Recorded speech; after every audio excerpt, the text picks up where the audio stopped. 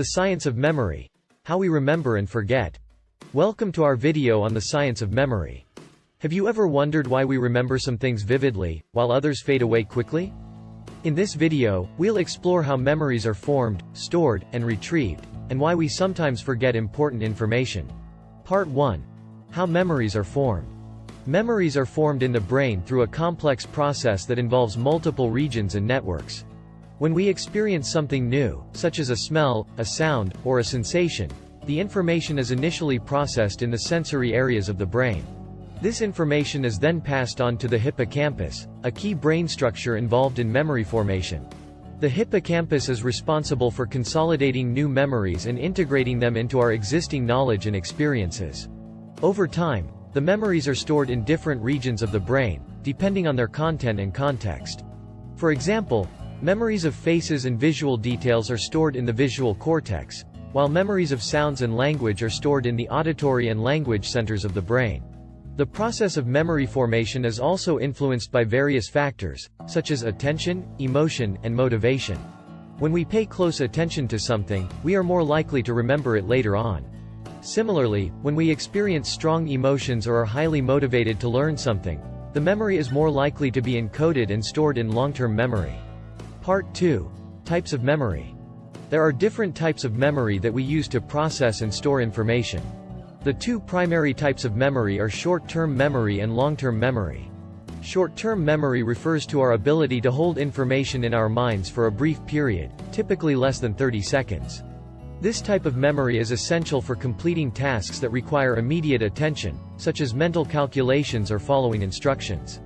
Long-term memory, on the other hand, refers to our ability to store information over an extended period, from a few minutes to a lifetime.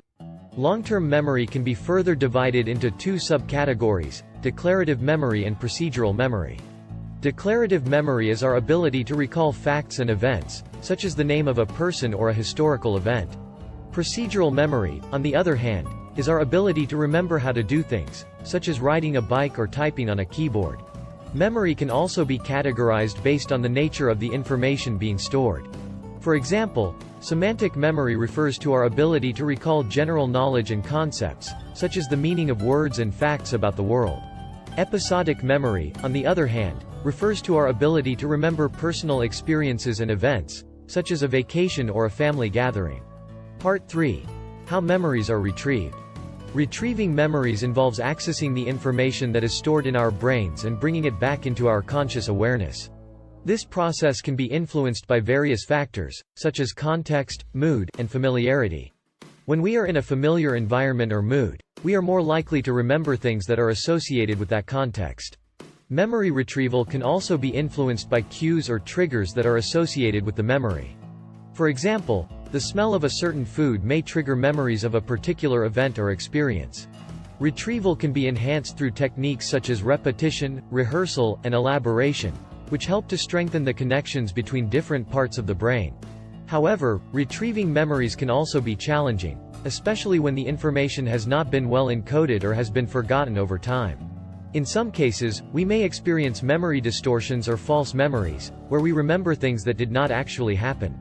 These distortions can occur due to various factors, such as suggestion, imagination, or prior knowledge. Part 4. Memory disorders and impairments. There are various disorders and conditions that can impair memory function. One common disorder is amnesia, which involves a loss of memory due to brain damage or injury.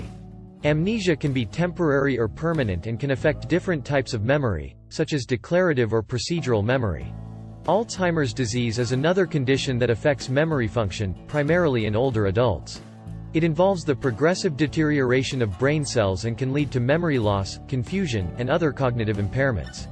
Other conditions that can affect memory function include Parkinson's disease, stroke, and traumatic brain injury. In addition to medical conditions, lifestyle factors such as stress, lack of sleep, and substance abuse can also impair memory function. Chronic stress, for example, can affect the hippocampus and interfere with the process of memory formation and retrieval. Lack of sleep can also affect memory consolidation and lead to forgetfulness. Substance abuse, particularly with drugs such as alcohol and marijuana, can impair memory function and lead to memory loss over time. Part 5. Why we forget. Forgetting is a natural and common phenomenon, and it can occur for various reasons. One of the main reasons for forgetting is interference, where new or competing information interferes with the retrieval of older memories. For example, if you learn a new phone number, you may forget an old one. Another reason for forgetting is decay, where memories gradually fade over time due to lack of use or consolidation. This can happen with short-term memories, which are not transferred to long-term memory, or with long-term memories that are not retrieved frequently enough. Forgetting can also be influenced by various external factors, such as stress, fatigue, and distractions. When we are under stress or pressure, our ability to remember and retrieve information can be impaired. Similarly, when we are tired or distracted, our attention and focus may be compromised, leading to difficulties with memory retrieval. In addition, forgetting can also occur due to interference from similar memories or information. This is known as proactive interference, where previously learned information interferes with the ability to learn and remember new information. For example, if you have learned to play the piano in a certain way, it may be difficult to learn a new technique. Another type of interference is retroactive interference, where new information interferes with the ability to retrieve older memories. For example, if you learn a new password for a website, you may have trouble remembering the old one. Forgetting can also be influenced by retrieval failure, where the information is still stored in the brain but cannot be accessed. This can happen due to a lack of cues or triggers that are associated with the memory, or due to changes in the brain that affect the ability to retrieve the memory. Retrieval failure is often temporary, and the memory can be retrieved with the right cues or techniques. Forgetting can also be influenced by psychological factors, such as motivation, attitude, and interest.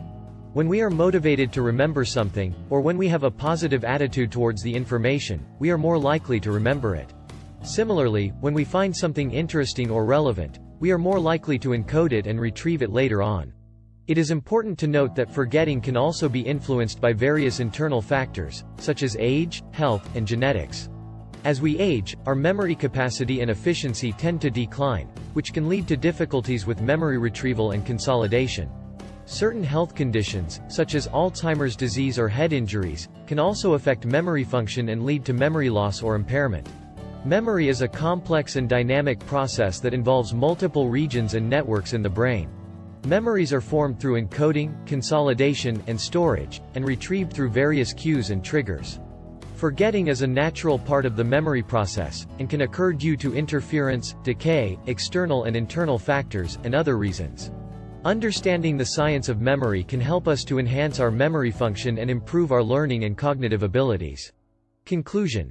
In conclusion, memory is a complex and fascinating phenomenon that plays a vital role in our daily lives. The process of memory formation and retrieval involves multiple regions and networks in the brain, and it can be influenced by various factors such as attention, emotion, and context.